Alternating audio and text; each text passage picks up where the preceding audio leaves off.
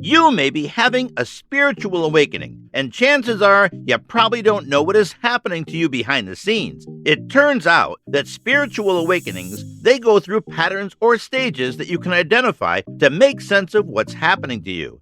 In this video, we will let you know all about spiritual awakening. So, before we begin, make sure you like the video and press the bell icon. The word spirituality has an ability to divide people like few others. For a few, it's a naturally beautiful touchstone, the designator of a special kind of experience that is so valuable, it is best left respectfully unexplored and pure, lest one disturb its fragile mysteries with the cold hand of reason. For others, it's irrational bunk of appeal only to young dreamers, the underemployed and weak-minded. In this profound experience of dissolving, your energy intelligently breaks down your sense of separation, typically starting with your ego. A spiritual awakening is realized throughout your body, heart, mind, and soul, but no sooner has that erupted than you are forced to see how limited you have been in so many regards. There is no one way that people experience an awakening. The awakened states embraces all experience and states of awareness. However, there are some common trends in awakening. For some people, spiritual awakening is a sudden, penetrating moment where something is seen and realized. Sometimes there's a lot of energy, heat, sensation in and around the spine, which is the hallmark of what many people call a spiritual awakening. Sometimes, a spiritual awakening is a profound moment of clarity about something or some aspects of oneself. Sometimes, a spiritual awakening is a kind of collapse where someone finally letting go of something and the truth is revealed.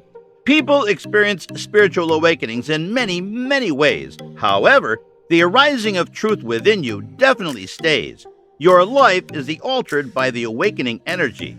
This energy takes over and, for a time, a person feels rather out of control and even lost. But exactly because spiritual experiences are so often either worshipped or not, it pays to try to submit them to calm and serious examination, not in order and earlier to crush them or honor them, but so as to make them more clear to friend and enemy alike. Whatever your doubts, spiritual moments are capable of being pinned down, split into their basic elements, and assessed with due regard. One should and can get respectfully rational about spirituality. Spiritual moments belong to a mood that most of us will only ever unevenly and perhaps randomly access. A mood in which practical concerns are, for a time, kept completely at haven, and we agree to a slightly frightening yet so excitingly leaning perception on existence. During these moments, the ordinary world and its pressures are kept at a distance from us. Perhaps it's very early morning or late at night. We might be driving down a deserted motorway or looking down at the earth from a plane tracing its way across Greenland. It might be a high summer or a deep winter evening. We don't have to be anywhere or do anything. There are no instant threats or passions, and we are progressive to consider the world from a new and unaware perspective. The essential element is that we are able to look beyond the ego. Our customary state is, more than we are generally even aware, to be heavily invested in ourselves. We aggressively defend our interests. We strive for honor. We fascinate about our pleasures. It is exhausting and pretty much all-consuming. But in a spiritual moment, maybe helped along by the sound of flowing water or the call of a distant owl, the habitual struggle ends, we are unbound from our usual egotistic attention, and we can do a properly extraordinary thing. Look at life as if we are not ourselves, as if we were a wandering eye that could live the perspective of anyone or anything else, a foreigner or a child, a crab on a seashore or cloud on the misty horizon. In our spiritual state, the I, the vessel that we are usually extremely and fully loyal to, stays to be our primary responsibility. We can take our leave and become a roaming traveler, immoral thing, a visitor of other mentalities and modalities, as concerned with all that is not us as we are normally obsessed by what is. As a result, a variety of emotions that we would typically feel only in relation to us can be experienced around the other elements too. We might feel the pain of someone we hardly know, or be pleased by the success of a stranger. We could take pride in a beauty or intelligence to which we were completely isolated. We can be imaginative participants in the entire cosmic drama. There might, in all this, be a particularly prominence on love. That could sound odd because we're used to thinking of love in a very particular context. That of the restricted love that one person might have for a very talented and desirable other. But understood spiritually, love involves a care and concern for anything at all. We might find ourselves loving, that is, appreciating and delighting, understanding and sympathizing with a family of manure insects or moss-covered tundra, someone else's child, or the birth of a faraway star.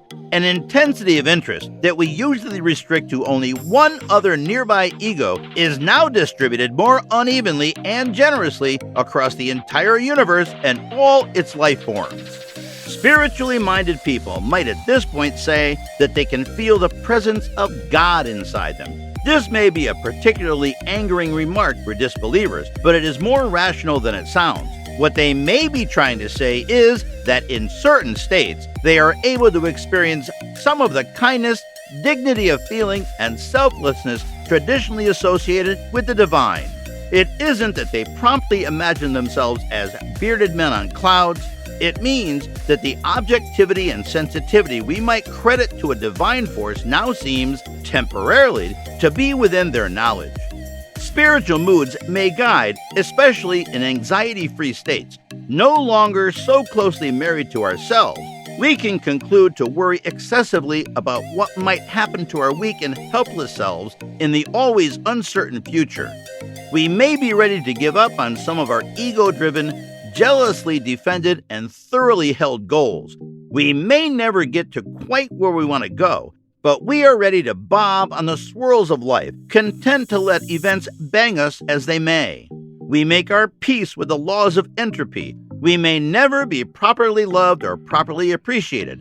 We'll die, and that will be just fine. And yet, at the same time, a specific happiness might descend on us, for a huge amount of our energy is normally directed towards nursing our ego's wounds and coping with what we deep down suspect is the absolute irrelevance of others. But that no longer seems like a threat we have to zone out, and we can start to raise our eyes and notice life in a way we never otherwise do. Our invisibility and emptiness is a given we now joyfully accept, rather than angrily or fearfully anger against. We don't tremble in fear we might not be a somebody. We delight and embrace a full knowledge of our eternal nullity, and delight that, right now, the blossom looks truly fascinating in the field opposite. We cannot persist at a spiritually raised plane at all times. There will, unsurprisingly, be bills to be paid and children to be picked up, but the claims of the ordinary world do not invalidate or pretend our occasional access to a more raised and impartial zone.